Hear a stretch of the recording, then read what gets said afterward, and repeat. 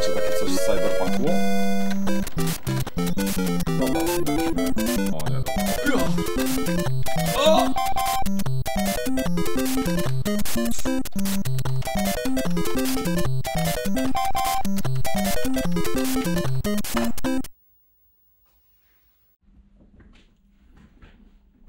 Cześć, witam wszystkich ponownie na kanale Historia Gier Komputerowych i dzisiaj powrócimy do Atari 400. Atari, o którym rozmawialiśmy w jednym z poprzednich odcinków, potem było kilka innych odcinków na inny temat, bo cofnęliśmy się trochę w czasie do Atari 2600, stwierdziliśmy, że ono niespecjalnie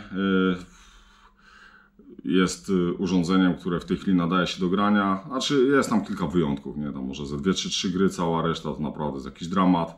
To zresztą był powód, dla którego miał miejsce ten kryzys w 1982-1983 roku, kiedy doszło do tego, że Atari zakopało jakiś tam 1 000 000 kartridży na pustyni. Myśmy zrobili to samo, zakopaliśmy to Atari 2600, ktoś je tam odkopał.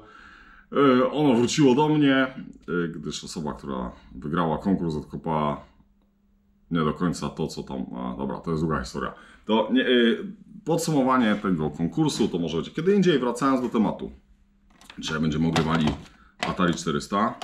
Atari 400, no ja że mam popodpinane, to tak nie chcę za bardzo tego ruszać z tymi kablami. O, dobra, pokażę do góry nogami. O, wygląda tak.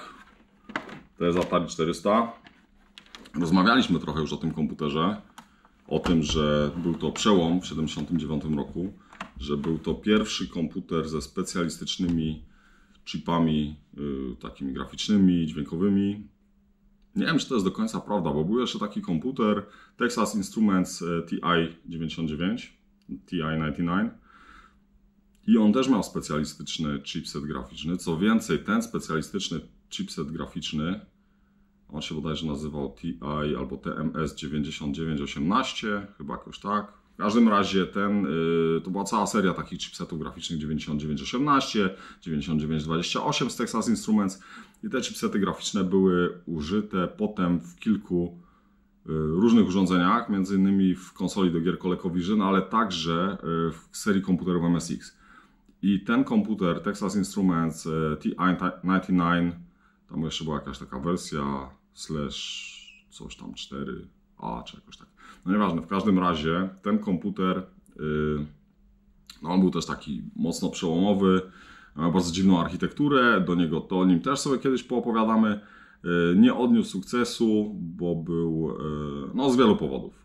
W każdym razie to nie jest tematem dzisiejszego streamu, więc wracamy do Atari 400. Dzisiaj będziemy to Atari 400 ogrywać, bo już rozmawialiśmy na ten temat, że to była super przełomowa konstrukcja, taki w ogóle pierwszy prawdziwy gamingowy komputer.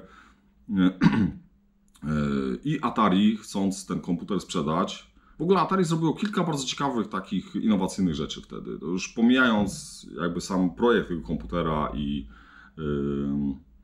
jakby jego architekturę, która była super nowoczesna jak na tamte czasy, taka bardzo przełomowa, ale to też jak ktoś jest ciekaw, to zapraszam do poprzedniego odcinka. Atari też zrobiło coś takiego, że chcąc te komputery sprzedawać, wpadło na taki pomysł, że dobrze by było mieć taką jakiś taki system seller, taką grę, która pokazuje super możliwości tego komputera, która by napędzała rynek, która by powodowała, że ludzie chcieliby kupować ten komputer właśnie dla tej gry. I tą grę dzisiaj ogramy i ta gra to Star Riders. To jest to. I to jest naprawdę przełom. 79 rok. Mamy tutaj gdzieś kartridża, czy nie mamy? Mamy, chyba już jest stworzony. 79 rok. Gra, która dzieje się w kosmosie. Gra, która naprawdę była... Ja wam potem pokażę, jak wyglądały najlepsze gry arkadowe, czyli nie komputerów domowych, tylko z automatów. Jak wówczas wyglądała konkurencja, jak wówczas wyglądało najlepsze, co miało do zaoferowania przemysł gier komputerowych, gier takich arkadowych na automatach. I to naprawdę nie miało startu do gry Star Riders. Ale zacznijmy. O, proszę bardzo. O! Zawiesiło się. Coś mi ten kartridż. Nie ten.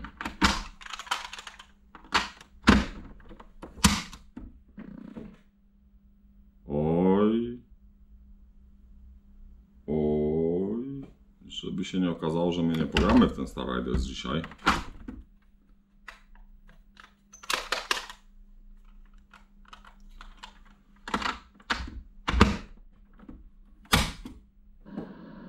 No, coś działa. 79 rok, Atari. W ogóle taka krótka historia tej gry komputerowej. Ta gra komputerowa, jak już powiedziałem, była zrobiona jako taki showcase, system seller, killer app, coś takiego, co ciągnęło marketingowo sprzedaż tego komputera. Co było tak niesamowite, o niebo lepsze od wszystkiego, co wówczas było na rynku. I to tak na rynku gier na komputery domowe, jak i na rynku gier na automaty. I gra została opracowana przez inżynier, nazywa, czy programista Neubaum, jakoś tak. To nie jest istotne, natomiast co jest ważne, to był inżynier Atari, który między innymi odpowiadał za zaprojektowanie jednego z tych specjalistycznych chipów w tym komputerze, konkretnie za chip Poké. Ok, my sobie odpalimy tą grę, odpalimy sobie na tym takim najniższym poziomie trudności, bo ja bym się chciał trochę skupić też na tym, żeby do Was mówić, a nie tylko żeby nie przegrać, żeby nie zginąć. O co chodzi w tej grze? Otóż w tej grze mamy w kosmosie jakieś 3 bazy, musimy je chronić przed inwazją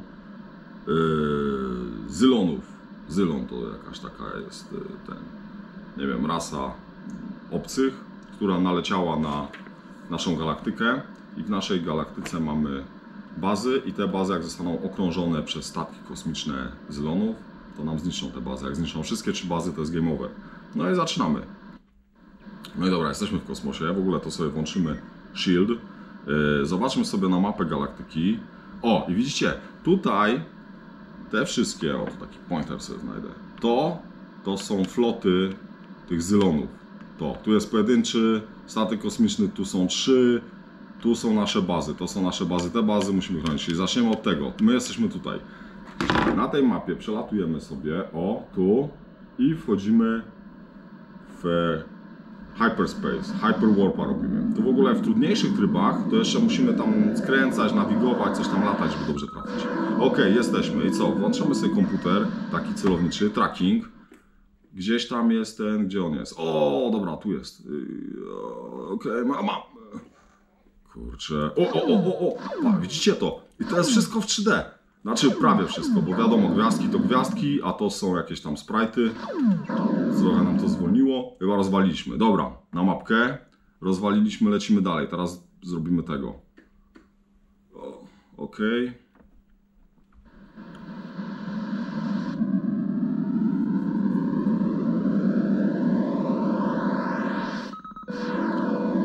Gdzie on tam jest? Oj, to już byśmy zginęli. W ogóle to jakiś taki napęd sobie zrobimy, bo w miejscu stoimy. Jest. Dwójk jest. Jak to? Miał być tylko jeden. Coś mnie tu... Jest! Dobra. Mapa galaktyki. Co? Teraz coś trudniejszego, nie? Teraz zrobimy tą flotę.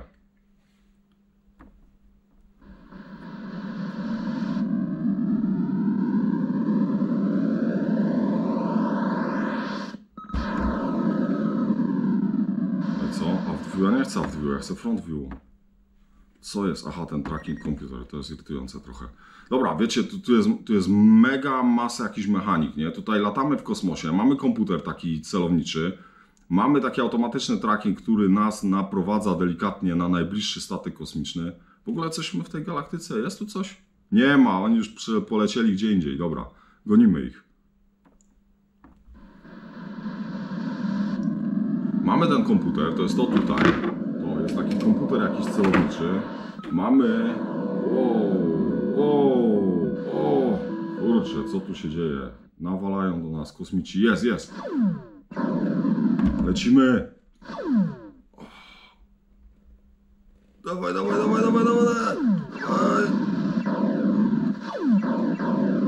Chyba dostał. To następny.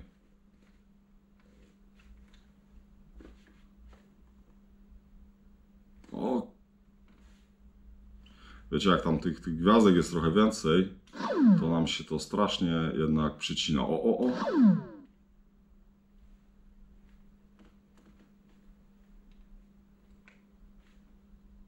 No, powiem wam, złapanie tego gamonia, to jest jakieś mega trudne.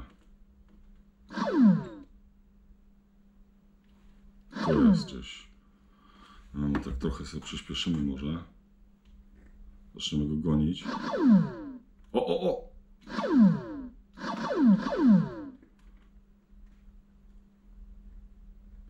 No nie jest to proste, powiem wam.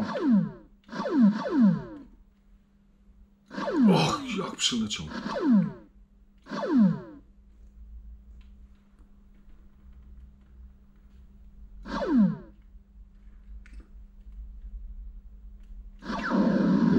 Dostaliśmy. Tak jak mówiłem, gramy na tym trybie takim najłatwiejszym, więc tam te shieldsy, myśmy go rozwalili, więc te shieldsy nam bardzo pomagają i one w zasadzie są chyba niezniszczalne i my jesteśmy niezniszczalni. Czy my to coś jeszcze mamy w tym miejscu? Nie, wszystkośmy zniszczyli. Dobra, lecimy na kolejną tą. To może tutaj. Tu też jest jakaś taka grubsza. Widzę ekipa.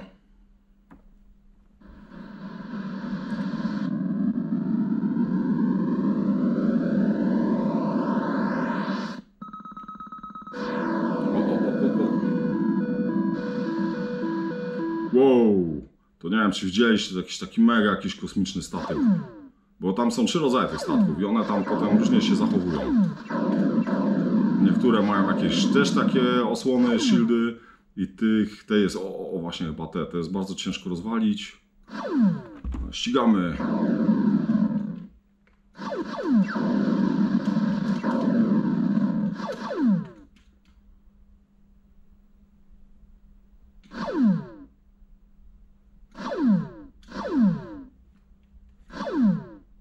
Tu cię mam.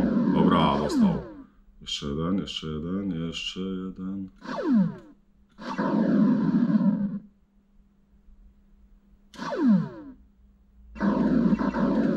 No i pyk, nie ma. Rozbity. No dobra, i tak w zasadzie moglibyśmy grać, ale pokażę wam coś jeszcze. Możemy sobie polecieć tutaj i tam jest baza i w tej bazie jak mamy uszkodzony statek, albo skończą nam się rakiety, albo energia, albo paliwo, to tam możemy sobie... O, czemu tu jest? Aha, dobra, to jest prawdopodobnie baza. 000. O, to jest baza nasza i w tej bazie możemy się podładować. Musimy do niej podlecieć jak najbliżej. W ogóle to też mamy taki radar. O, na radarze widzimy, że jesteśmy blisko. I musimy sobie do tej... Tylko ja nie wiem, czy my już nie jesteśmy, bo to powinno...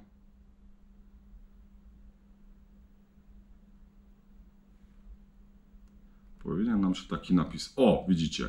Teraz podlecieliśmy do bazy i z bazy nam przylecą nam, coś nam powinno przylecieć. O, widzicie, tu nam lecą zapasy teraz tej bazy. Czujecie to? To jest normalnie gra kosmiczna, która się bierze w jakiejś... dzieje się w przestrzeni kosmicznej. Masę mechanik jest, może możemy odlecieć, bo tam już wszystko żeśmy zrobili. Tu jest jakaś mapa galaktyki podzielona na sektory. W tych sektorach latają statki kosmiczne. One próbują wroga, zylony. One próbują otaczać nam te bazy. Jak nam otoczą, to nam zniszczą. My musimy bronić tych baz. Jak nam czegoś brakuje, to możemy sobie podlecieć do którejś z tych baz, naładować. To jest w ogóle jakiś kosmos. To jest nieporównywalne z niczym, co było wcześniej, jeśli chodzi o mechaniki, jeśli chodzi o scope tych mechanik, zakres, ilość tych mechanik.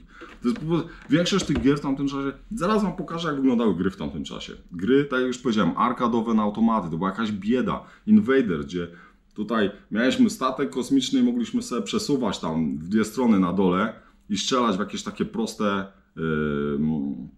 nie wiem, proste statki wrogów, które latały tam w przestrzeni 2D. Tu się coś dzieje, tu jakieś jest w ogóle, jakieś algorytmy są, że to wszystko lata. To wszystko potem, każdy z tych sektorów to jest jakaś przestrzeń 3D w kosmosie, gdzie my latamy w kosmosie w przestrzeni 3D i tam się dzieje akcja. No niesamowite jest. To jest po prostu przełom, pierwsza gra tego typu, przełomowa, kamień milowy. Gra, w którą w dalszym ciągu gra się fajnie. Gra, w którą ja w tej chwili mam fan z gry, a i tak gram na najniższym poziomie trudności, na wyższym jeszcze jest dodatkowa mechanika, że w momencie, kiedy my robimy ten tam warp, super warp, jump czy coś tam w kosmosie, przeskakujemy, przylatujemy z galaktyki do galaktyki, to jeszcze tam musimy sterować coś tam robić. Także no niesamowite. No to w ogóle projekt tej gry, to wszystko, co tu się dzieje, wyprzedzało czasy o kilka lat. Tak jak to Atari wyprzedzało swoje czasy, tak ten Killer App, ta gra na to Atari, ten taki no, system seller, też wyprzedzało całą konkurencję, wszystkie w ogóle czasy i sprzedało na pewno masę tych komputerów, bo jak ktoś chciał w coś takiego pograć, takie doświadczenie mieć, nie miał niczego innego. Także absolutnie super gra, polecam, rewelacja. Super sprzęt, super gra. Pozdrawiam, na razie, cześć!